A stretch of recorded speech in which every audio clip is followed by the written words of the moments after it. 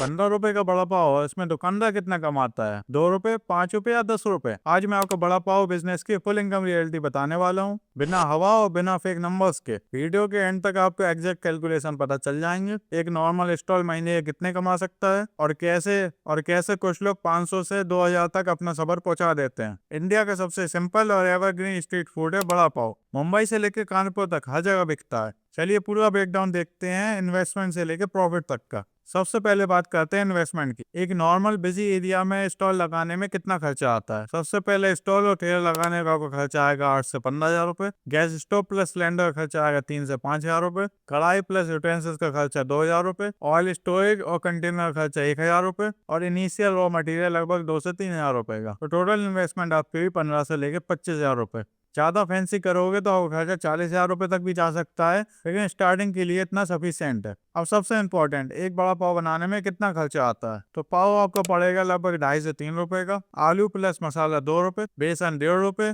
Oil average लगभग 1.5 रुपए का और चटनी प्लस मिर्ची 1 रुपए। तो टोटल कॉस्ट आई आपकी लगभग 8 से 9 रुपए पर बड़ा पाव। अब सेलिंग प्राइस अगर 15 रुपए है तो जिसमें से कि अपन 9 रुपए हटा दें तो आपके बच गया सीधे 6 रुपए प्रॉफिट। यही रियलिटी है। 15 रुपए का बड़ा पाव पे दुकानदार को लगभग 5 से 6 रुपए ही मिल पाते हैं। अब सबसे बड़ा सवाल, एक नॉर्मल स्टॉल कितना बेच पाता है? तो अगर अपन एक रियलिस्टिक सेल देखें बिजी एरिया की, तो स्लो डेज में लगभग 120 से 150 पीसेस, एवरेज डेज में 180 से 250 पीसेस और अगर अच्छी दिन की कमाई है तो लगभग 300 पीसेस भी बेचे जा सकते हैं। चलिए एवरेज लेते हैं 200 बड़ा पाव पर डे। तो आपने अगर 200 बड़ा पाव बेचे जिसमें कि 6 रुपए पर बड़ा पाव का आपका प्रॉफिट है, तो आपके होगा 1200 रुपए पर डे। जिसमें से अगर अपन गैस और ऑयल का खर्चा निकाल दें 150 रुपए और स्टॉल का रेंट निकाल दें 200 रुपए, तो आपका नेट प्रॉफिट बच के आया 800 से 900 रुपए। और मंथली में अगर आप 26 दिन काम करते हैं तो 800 के हिसाब से आपके बच गए 20,800 रुपए। तो आपका जो रियल मंथली प्रॉफिट होने वाला है लगभग 18 से लेकर 25 हजार रुपए तक वेरी करेगा। ये एक नॉर्मल स्टॉल की रियलिटी है,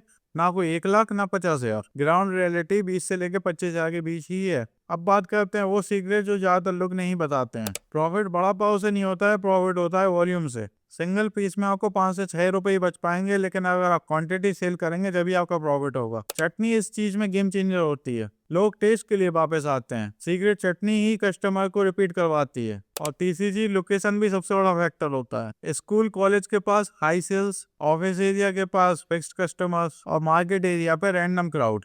और अगर गलत लोकेशन तो जीरो प्रॉफिट। चौथा आता है इवनिंग पीक टाइम। सबसे ज्यादा सेल होती है शाम 5 से 9 बजे के बीच, जहाँ पे आपका लगभग 60% रेवेन्यू उसी समय आता है। पांचवा पॉइंट आता है कॉम्बो स्ट्रेटेजी, जो कि आप लेके आ सकते हैं अपने स्टॉल को डबल ट्रिपल प्रॉफिट करने के लिए। यहाँ कॉम्बो निकाल सकते हैं, बड़ा पाव प्लस कोल्ड ड्रिंक 25 रुपए, बड़ा पाव प्लस एक्स्ट्रा चटनी 20 रुपए। यहाँ से एक्स्ट्रा दिन का 300 से 500 भी निकल सकता है। और छठवां पॉइंट, ऑयल को रियूज करना। बहुत से लोग ऑयल को रीयूज करते हैं बार बार, लेकिन इससे उनका उस समय तो प्रॉफिट हो जाता है, लेकिन लॉन्ग टर्म में वो अपने कस्टमर को लूज कर रहे होते हैं। अब बात करते हैं आप सामान कहाँ से लेंगे। आप पाव ले सकते हैं अपने लोकल बेकरी से, जहाँ के आपको फ्रेश और चीपेस्ट मिल सकता है। आलू प्लस मसाला लोकल मंडी से और बेसन और ऑयल होलसेल मार्केट से। मशीन की जरूरत आपको नहीं होती है क्योंकि ये फुल्ली मैनुअल बिजनेस है।